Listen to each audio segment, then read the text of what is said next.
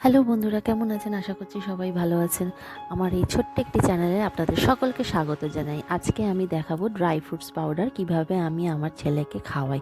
আমি তো ওকে গোটা তো কোনোদিনও খাওয়াতেই পারলাম না, সেই জন্যে আমি কি করেছি, একটা প্রসেস, মায়েদের কাছে তো জানেনই ভালো ভালো বুদ্ধি থাকে কিভাবে বাচ্চাদেরকে খাওয়াবো, তাই জন্যে আমি এই প্রসেসটা বার করলাম যে তুই এইভাবে খাবি না যখন গোটা গোটা, তখন আমি তোকে অন্য পদ্ধতিতে খাওয়াবো।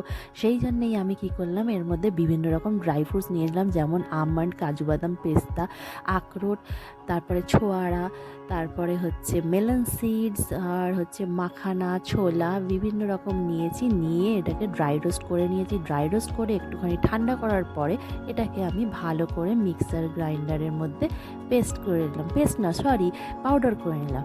পাউডার করার পরে এটাকে আবার আমি ছেঁকে নিয়েছি যাতে গলার মধ্যে না লাগে।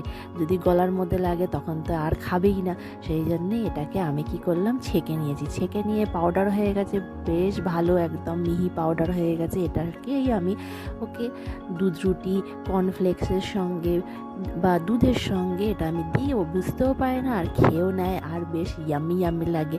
এর মধ্যে আপনারা এলাচ গুঁড়ো মেশাতে পারেন বা হয়তো কেসার অনেক সময় মেশাতে পারেন।